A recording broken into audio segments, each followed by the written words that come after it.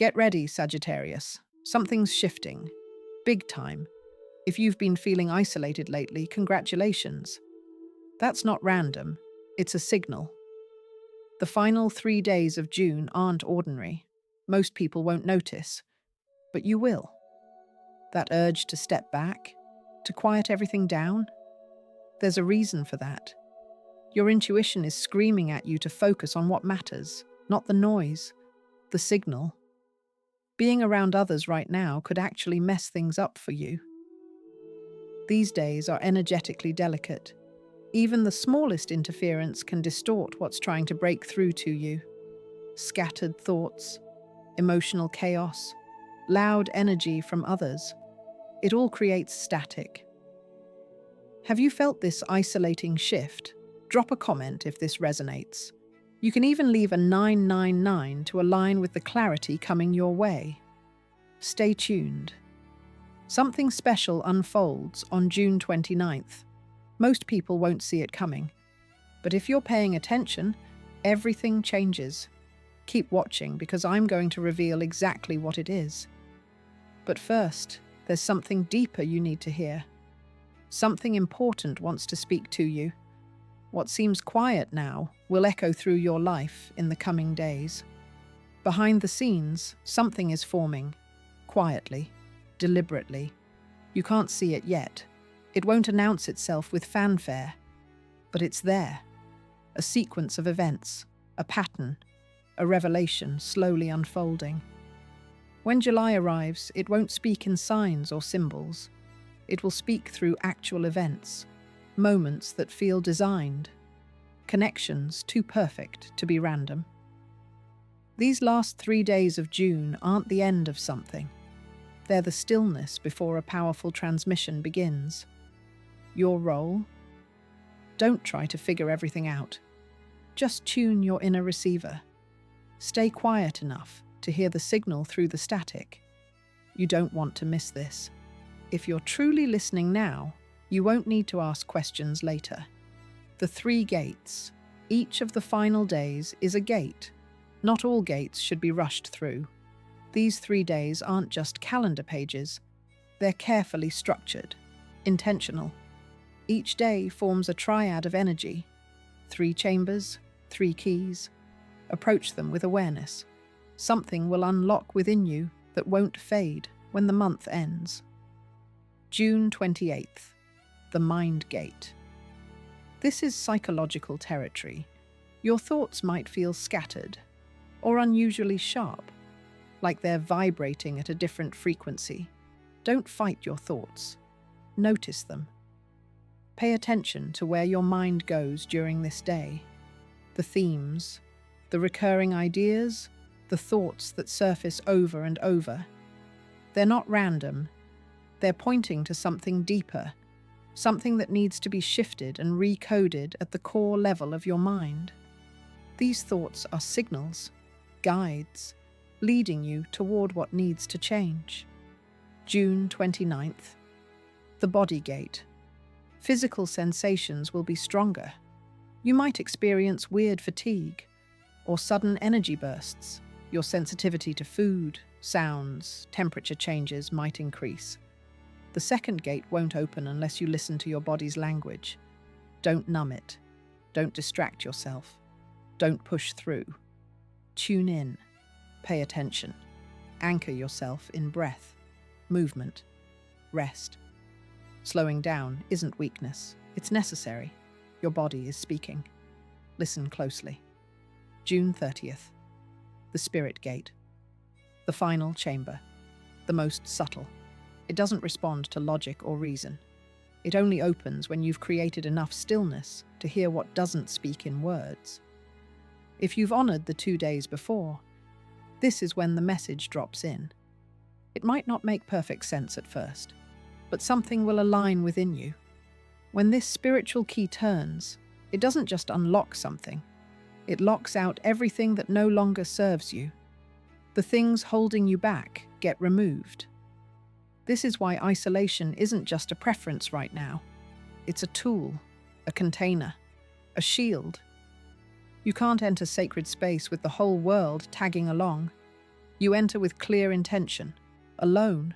Each chamber requires different silence, different introspection. As you move through these final days, treat each one like a ritual.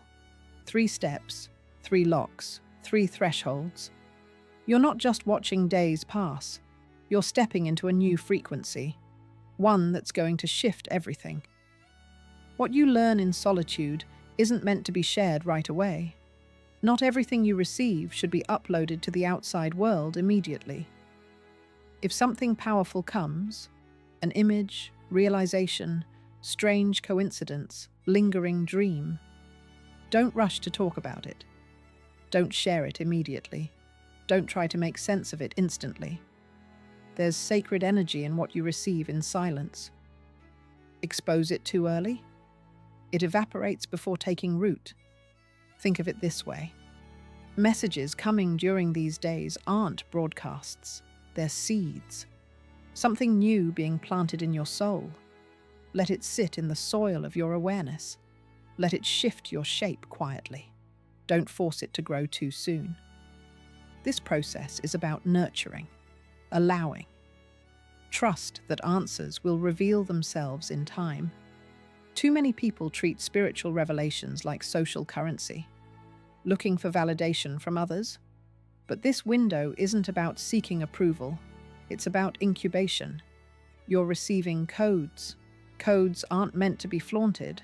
They're meant to be lived, embodied. Isolation isn't disconnection. It's spiritual safekeeping. What you're holding in silence has potential to become what speaks for you later. Some messages don't thrive when exposed prematurely. They're born in stillness, must continue growing there. So if something profound hits during these days, let it hit. Let it settle. Don't rush to understand it. What's coming in July will test whether you truly listened, or if you were just talking. June 29th. The Heartbeat Day. Not all days are created equal. Some are awake, others sleep. June 29th is particularly awake. There's an energy that hums in the background. Doesn't scream for attention, doesn't announce itself. But if you pause long enough, get quiet enough, you'll feel it. This day doesn't just pass like others, it pulses. Once you notice it, you can't ignore it. June 29th is a heartbeat day, a vital, energetic midpoint, a living rhythm that aligns with your system, amplifying whatever energy is already inside you. Think of it as spiritual sonar. Whatever you're sending out, thoughts, emotions, intentions, bounces back stronger, more intense. On June 29th, energy mirrors you, but not gently. It magnifies, echoes, pulses. Noticed waves of déjà vu recently? Repeating numbers? Flashes of awareness that feel oddly familiar? You're not broken. You're in resonance. This day hasn't arrived yet, but we're already feeling its approach. It's scanning your signal. Not to punish, to give clarity.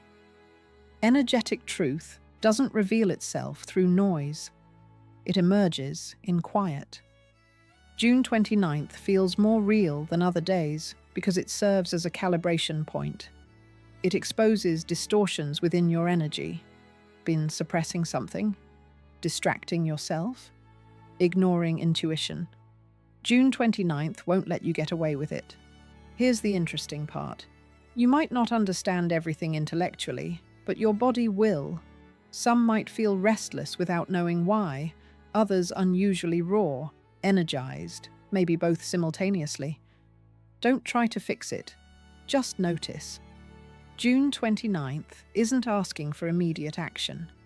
It's asking you to attune to the moment. If you can feel the heartbeat, recognize the pulse without panicking, you're syncing with something deeper than a calendar date.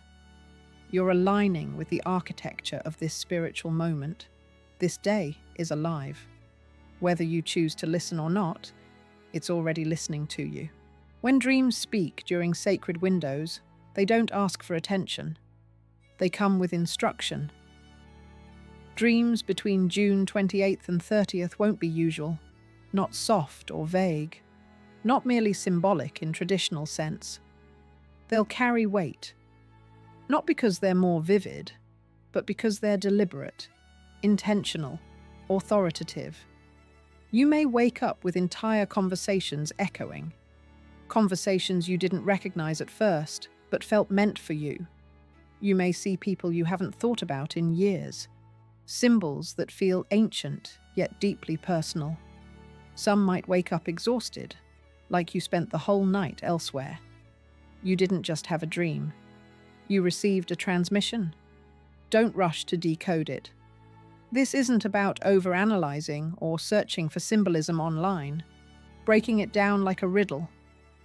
Messages during this period aren't asking for intellectual understanding. They're asking to be remembered, stored, lived. Let them imprint on you. Even if they don't make sense immediately, they're not late, they're early. Some dreams aren't asking for meaning.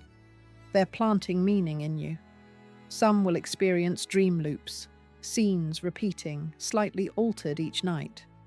Don't dismiss as coincidence. It's reinforcement.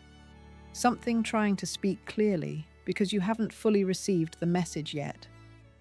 Others might get dream fragments, brief flashes that feel like pieces of a larger narrative. That's okay. It's not unfinished. It's part of a process, sequenced, meant to unfold in stages, not all at once. If your dreams feel silent, pay extra attention to waking life. During this window, the veil between waking and dreaming isn't solid. Dreams might bleed into everyday moments. Déjà vu, sudden emotion bursts, unexpected clarity that feels irrational yet undeniable. That's a dream speaking through your day. So whether it's loud or quiet, clear or confusing, beautiful or terrifying, listen. You're not imagining it. You're being briefed. When July arrives, things from your dreams may start showing up in reality. The moth effect. Not every thought you have is truly yours. Some thoughts are frequencies trying to return home through you. Noticed it? The same thought keeps circling back. No matter what you do, what you distract yourself with, it returns, softly, sharply, suddenly. Could be a person, a moment, a possibility, an unfinished sentence, a future you almost stepped into. This isn't obsession, it's resonance. This is the moth effect. Just as moths are drawn to light, your consciousness in these final June days is being pulled toward unresolved frequencies, not because you're stuck, because something in you recognizes it's time to reintegrate what's been scattered, repurpose what's been misunderstood. You're not revisiting these thoughts because you're broken. You're revisiting them because you're aligned enough now to understand them differently. The mind repeats what the soul is ready to rewrite. This isn't about trauma or triggers. It's about energy orbiting back toward its center. You are that center. So if you find yourself drawn towards something right now, an idea, memory, new curiosity you can't explain, don't dismiss it like a nuisance.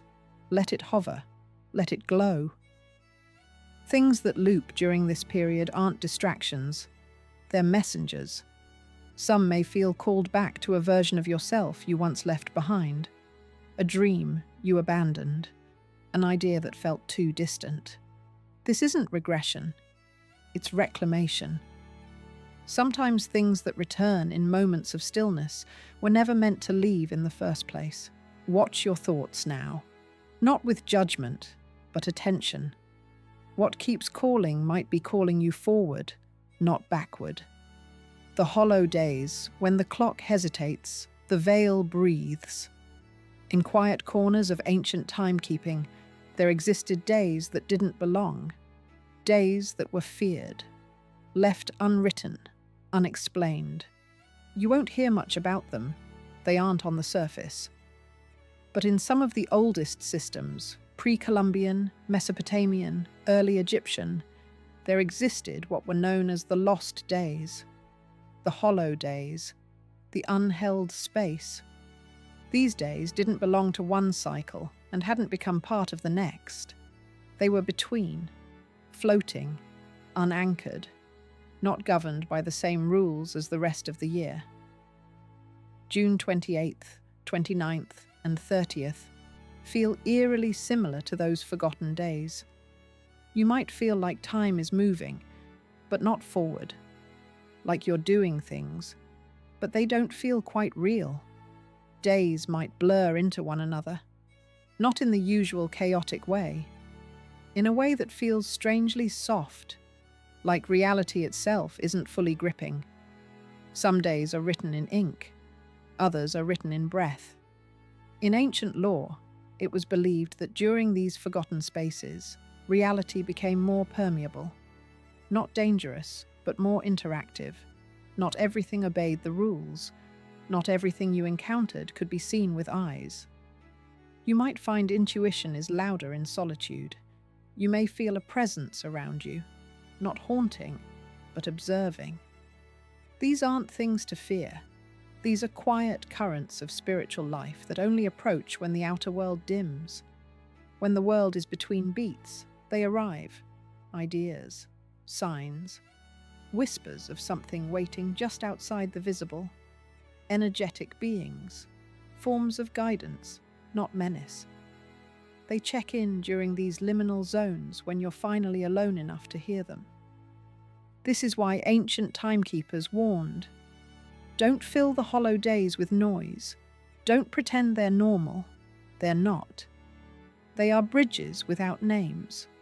Walk them with presence, and you'll hear things you were never meant to hear in the noise of the regular calendar. The phantom places. Some doors in the mind don't open with logic. They open when everything else goes quiet. As these final June days stretch across your awareness, don't be surprised if your mind begins pulling forward strange images. You might suddenly remember a hallway from a house you never lived in, a swing set that doesn't exist on any map, a classroom you swear was part of childhood, yet no one else recalls. This isn't confusion, it's activation. You're tapping into internal landmarks, fragments of personal myth, past life memories, spiritual residue, energetic architecture that's been dormant within you. We all carry these private rooms in consciousness. Most of the time we walk right past their locked doors. But these final June days stir something different. The combination of cosmic quiet and spiritual density creates perfect environment for these phantom places to switch back on. Just because something didn't happen in the physical world doesn't mean it's not part of your story. You may see places in dreams or meditations that don't follow usual rules of time. A tree that pulses with energy, a staircase leading to familiar void. These aren't errors or delusions. They're codes. You don't decode them by analyzing. You decode them by experiencing without resistance. There's a geography happening beneath the surface, an internal map of places you've only felt flashes of. Think of it as your soul giving you back blueprints to your deeper architecture.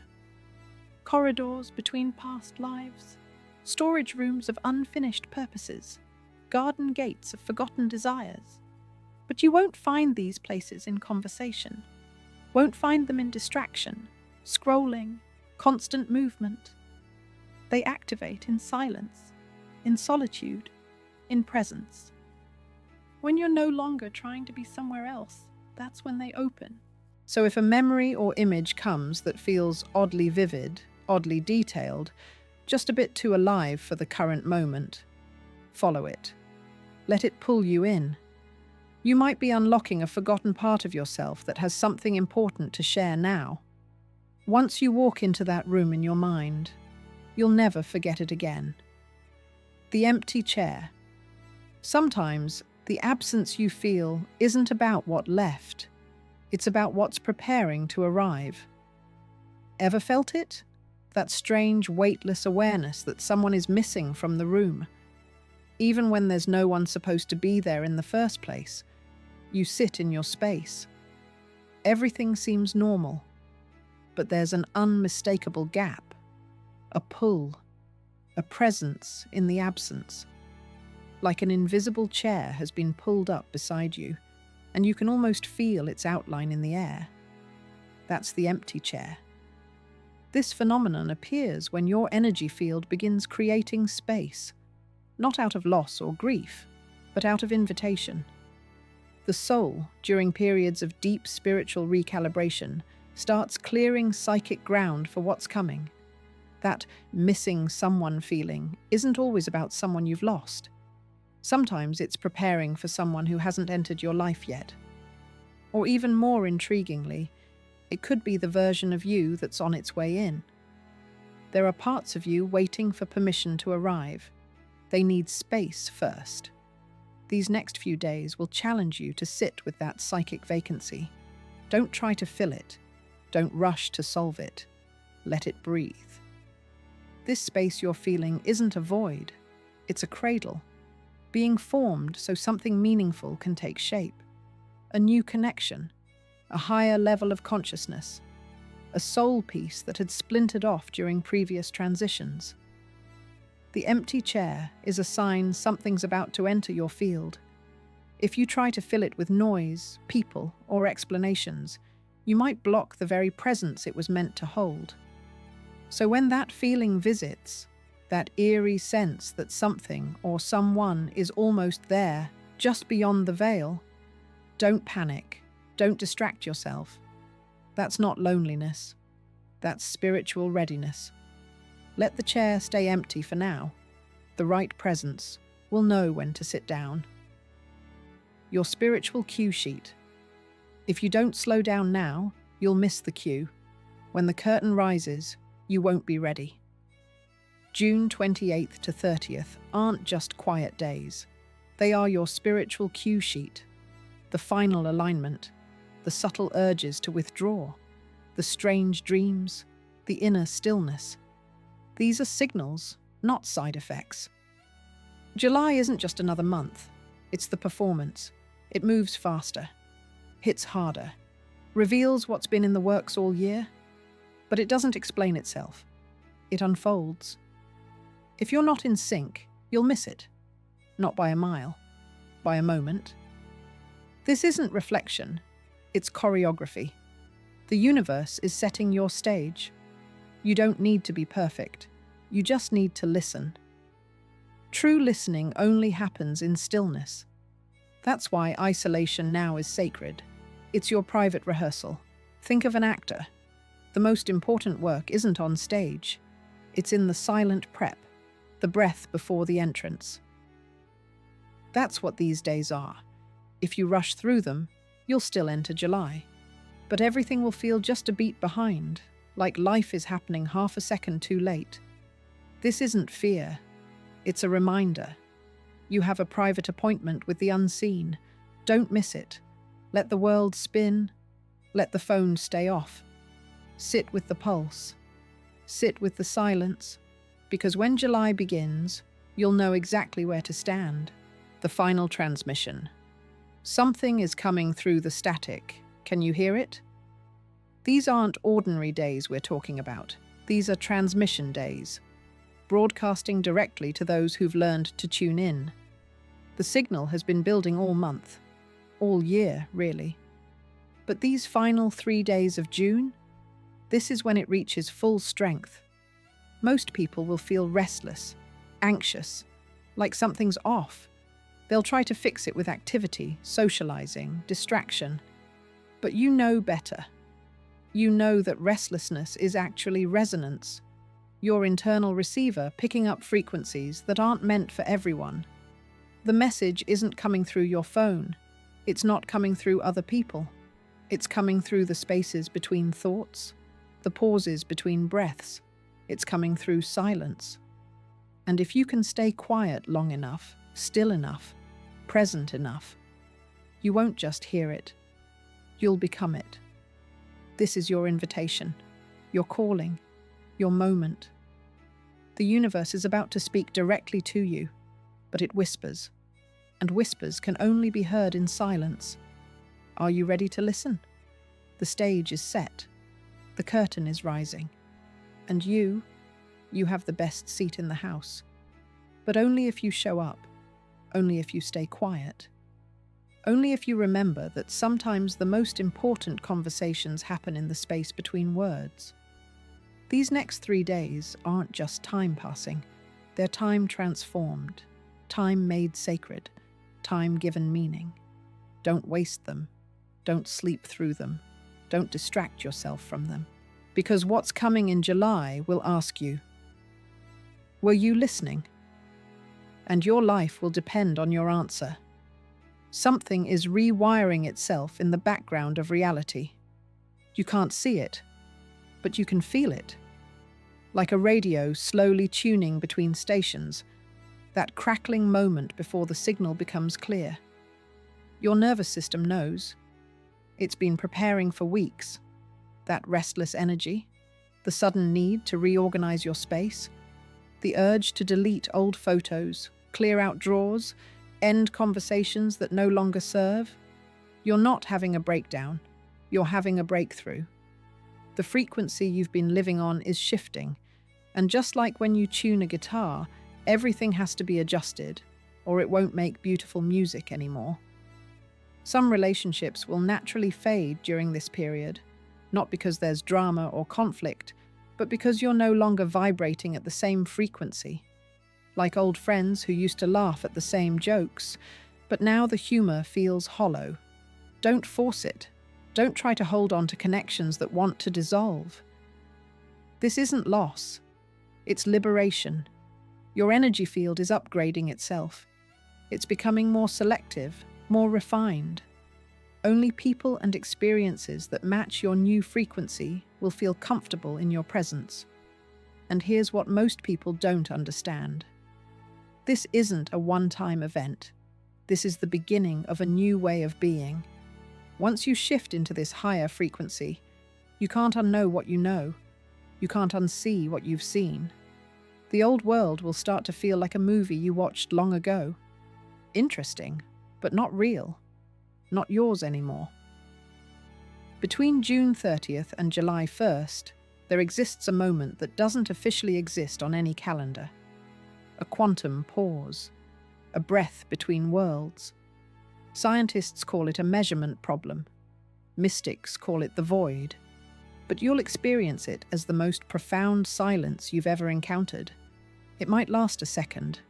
It might feel like an eternity. But in that pause, everything that's been building reaches its crescendo and then stops. Complete stillness. This is when the old version of you officially dies. Not dramatically, not painfully, like a wave returning to the ocean, natural, inevitable, perfect. And then, from that same silence, the new you emerges, not better or worse than before, just different, aligned, authentic in a way you've never experienced. Most people miss this moment entirely. They're too busy planning their July 4th weekend or catching up on work emails. But you'll be there, present, witnessing your own rebirth. Some call it enlightenment, others call it awakening. But those words are too big, too important sounding for what actually happens. It's more like remembering, like suddenly recognizing your own face in the mirror after years of looking at a stranger. Oh, you'll think, there I am.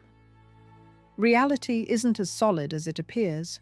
During these final June days, you might start noticing the invisible architecture that holds everything together. Synchronicities won't feel like coincidences anymore. They'll feel like breadcrumbs, like someone, or something, is leaving you a trail to follow. You'll see patterns everywhere. In the way shadows fall across your wall, in the sequence of songs on your playlist, in the exact time you wake up each morning. These aren't random events, they're communications. Reality is trying to show you something. The universe has a message, and it's writing it in the language of lived experience. Pay attention to what repeats. Numbers, colors, animals. words overheard in conversations, dreams that echo into waking life. Everything is connected by invisible threads, and during these charged days, those threads become visible. You'll see the web that connects all things, your place in it, your purpose within the pattern. Some people call this paranoia, others call it pattern recognition, but you'll know the difference. Paranoia feels heavy, fearful, chaotic. This feels light, curious, purposeful. You're not losing your mind. You're finding your place in the grand design. The Hermit's Gift. There's a reason the Hermit card in Tarot shows a figure alone on a mountain, holding a lantern. Not because isolation is the goal, but because some truths can only be discovered in solitude. These next few days, you're being called to be your own hermit, to climb your own inner mountain, to hold your own light high enough to see what's really there. The gift of the hermit isn't wisdom gained in books or conversations. It's the wisdom that emerges when all external voices fall silent and you finally hear your own soul speaking. This wisdom doesn't come as thoughts or insights. It comes as knowing. Cellular level certainty about who you are and what you're here to do. You might receive downloads of information that feel like memories from the future, blueprints for a life you haven't lived yet, but somehow remember perfectly. You might understand, without any explanation, exactly what needs to change in your life. Not shoulds or supposed tos, but clear, undeniable inner directives. The Hermit's lantern doesn't just light the path ahead. It reveals the path that was always there, hidden under years of other people's expectations and your own confusion. When you emerge from these days of solitude, you won't be the same person who entered them. You'll be who you were always meant to be, before the world told you who you should be. The cosmic reset. Every system needs a reset. Your phone, your computer, your entire energetic operating system. That's what's happening during these final June days. A cosmic reset. All the programs running in the background of your consciousness, the limiting beliefs, inherited patterns, borrowed dreams, are being cleared. Your internal hard drive is being reformatted. Not erased, but organized, optimized, prepared for new software. You might feel emotionally volatile during this process. One moment peaceful, the next inexplicably sad. This isn't instability, it's processing. Old emotions that have been stored in your system are finally being released.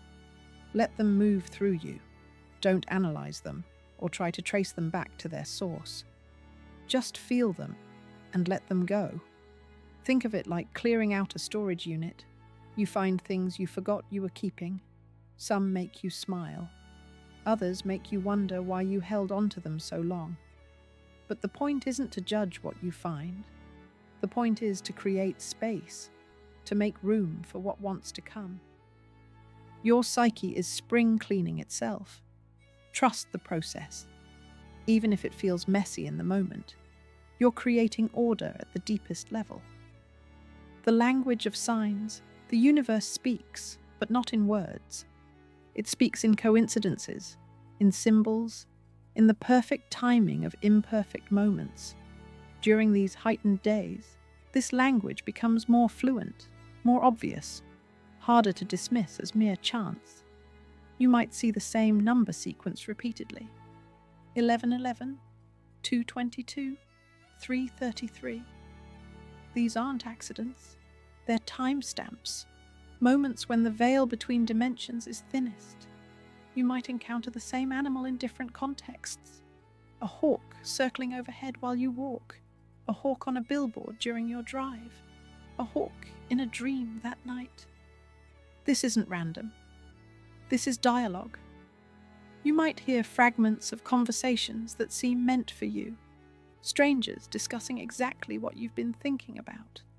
Song lyrics that answer questions you haven't asked out loud. The universe is trying to get your attention, not to scare you or confuse you, but to remind you that you're not alone in this process. Something larger is orchestrating these experiences. Keep a mental note of what shows up repeatedly. Don't try to decode it immediately.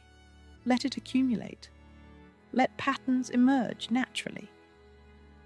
By the time July arrives, you'll have received a complete message, a guidance system calibrated specifically for your next phase of growth. Some changes happen on the surface, others happen in the depths. What's occurring now is depth charge level transformation. You might not see the effects immediately. Like a stone thrown into deep water, the ripples take time to reach the surface. But they're coming.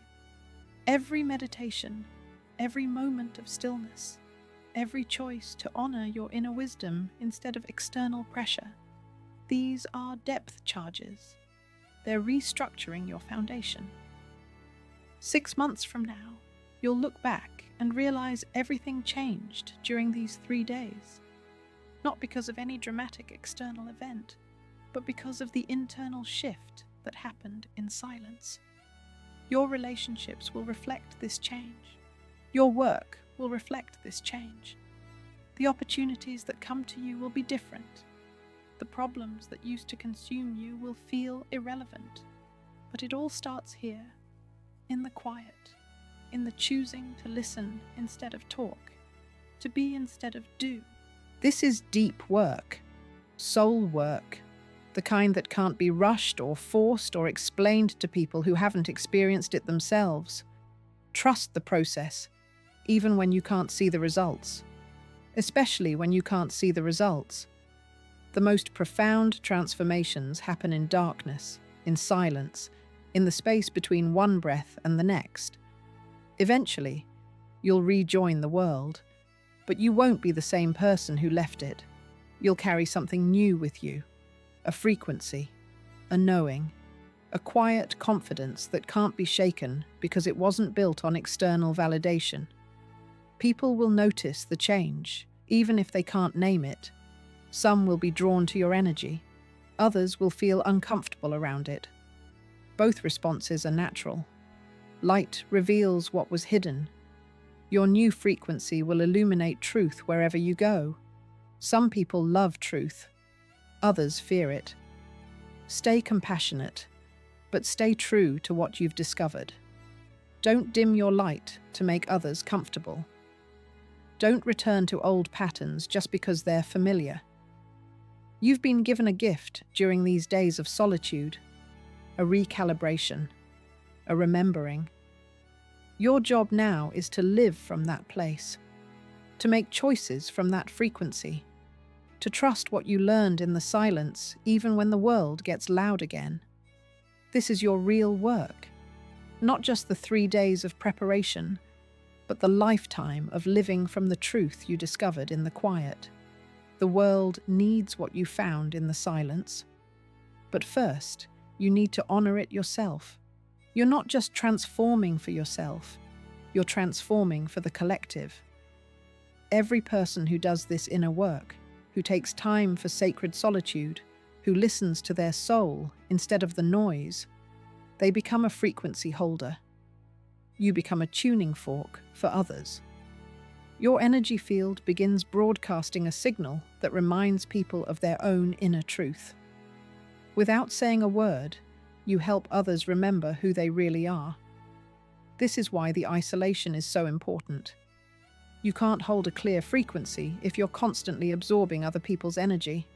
You can't broadcast truth if you're still tuned to chaos.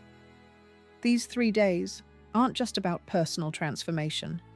They're about preparing you to serve as a beacon for others who are ready to wake up. Not as a teacher or guru, but simply as someone who remembered how to be authentically themselves. Someone who chose truth over comfort, depth over distraction, silence over noise. The world is ready for a new frequency, a frequency of authenticity, of inner knowing, of trust in the invisible forces that guide us.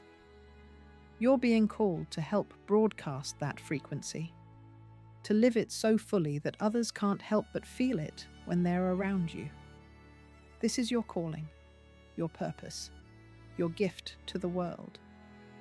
But it starts with these 3 days, with the choice to go within instead of without, to listen instead of speak, to trust instead of doubt.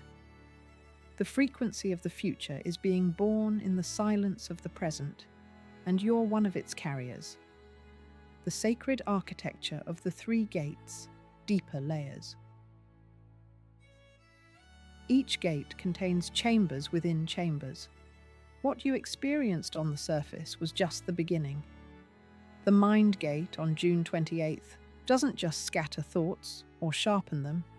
It creates what ancient traditions called the sorting. Every thought that surfaces is being categorized by your higher consciousness, filed, organized, prepared for what's coming. But there are deeper chambers within the mind gate. As the day progresses, you might notice your thoughts becoming more visual, less verbal, like your mind is switching from words to images, from logic to symbol. This is the second chamber of the mind gate opening. Your consciousness is preparing to receive information in formats it rarely uses. Geometric patterns might flash behind your eyelids. Colors might suddenly carry meaning. Numbers might feel alive. Don't try to interpret these immediately. Your rational mind will want to create stories, find explanations. But this deeper chamber speaks in pure frequency. Let it wash through you without commentary. The third chamber of the mind gate only opens near midnight on June 28th. This is when your mind becomes completely still, but paradoxically more active than ever. Thoughts don't race or scatter. They crystallize, each one perfect, complete, necessary. If you're awake during this window, you might receive what feels like direct downloads, complete understandings that arrive fully formed, solutions to problems you've carried for years, clarity about situations that have puzzled you for months. These downloads don't come as thoughts. They arrive as sudden knowing, like memories of conversations you never had, but somehow remember perfectly. The body gate. The physical prophecy. June 29th opens the body gate, but your body has been preparing for weeks. Those random aches, the strange energy surges. Your physical form recalibrating itself for higher frequencies. The first chamber of the body gate deals with density. You might feel heavier than usual, like gravity has increased. Or the opposite, like you might float away if you're not careful. Both sensations indicate your body is adjusting its relationship to physical reality. Don't fight these feelings. They're not symptoms of illness. They're symptoms of upgrade. The second chamber activates when you begin to feel your body as energy rather than matter. Your hands might tingle for no reason. Your spine might feel electric. You might sense your own energy field extending beyond your skin. This is your body remembering it's more than flesh and bone. During these hours, physical sensations carry messages.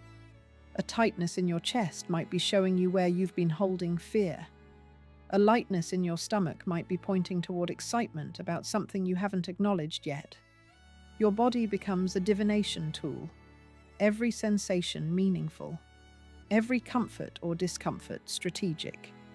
The third chamber of the body gate opens when you stop trying to understand what you're feeling and simply feel it. This usually happens in the evening of June 29th. Your body enters a state of pure receptivity. Some experience this as profound fatigue, others as inexplicable energy. Both are correct. Your body is simultaneously releasing old patterns and integrating new ones. During this phase, your physical form might feel like it's breathing differently, like it's syncing with a rhythm you can't consciously detect. This is the planetary heartbeat, the cosmic pulse that most people never notice because they're too busy to listen. The spirit gate. The formless chamber, June 30th, opens the spirit gate, but this gate operates by completely different rules. The first 2 gates responded to attention. This gate responds to surrender. The more you try to experience the spirit gate, the more elusive it becomes. It only opens when you stop trying to open it, when you release all expectations about what spiritual experience should look like. The first chamber of the spirit gate appears as absence. You might feel emotionally flat, spiritually empty, like all the mystical experiences of the previous days were imagination. This isn't failure. This is preparation. The spirit gate empties you first, so it can fill you with something new. The second chamber opens when you make peace with the emptiness, when you stop trying to feel spiritual and simply exist. This is when the real transmission begins. It won't announce itself, won't feel dramatic or earth-shattering. More like a quiet knowing settling into your bones, a sense of rightness, of alignment, of coming home to yourself. The third chamber of the spirit gate doesn't open during these 3 days. It opens gradually over the following weeks and months as you live from the frequency you've received. This chamber reveals itself through how differently you move through the world, how naturally you make choices that serve your highest good, how effortlessly you recognize truth. The heartbeat day doesn't just pulse once, it creates waves throughout the entire 24-hour period, each wave carrying different information. The morning wave, 6 to 10 a.m., carries messages about your past, old patterns that need completion, forgiveness that wants to be given, gratitude that's been unexpressed. You might find yourself thinking about people from years ago, not with nostalgia or regret, but with clarity, understanding finally why certain relationships existed, what they taught you, how they prepared you for this moment. The midday wave, 11 a.m. to 3 p.m., carries information about your present, what's actually happening in your life versus what you think is happening, the deeper currents beneath surface events. During these hours, you might see your current situations from completely new angles. Problems might reveal themselves as opportunities. Conflicts might show their hidden gifts. Challenges might unveil their secret purposes. The evening wave, 4 to 8 p.m., carries previews of your future. Not predictions, but potentials. Glimpses of what becomes possible when you align with your authentic frequency. These aren't visions or dramatic revelations, more like quiet certainties, subtle knowings about directions that will unfold naturally when the time is right. The night wave, 9 p.m. to 1 a.m., is the deepest. This is when the day's heartbeat connects with the larger rhythm of your soul's journey. When you feel your place in the vast pattern of existence. Some experience this as profound peace, others as overwhelming love, a few as crystal clear purpose. All responses are perfect. The night wave gives you exactly what your soul needs to. Thanks for watching. Click here to check out another video.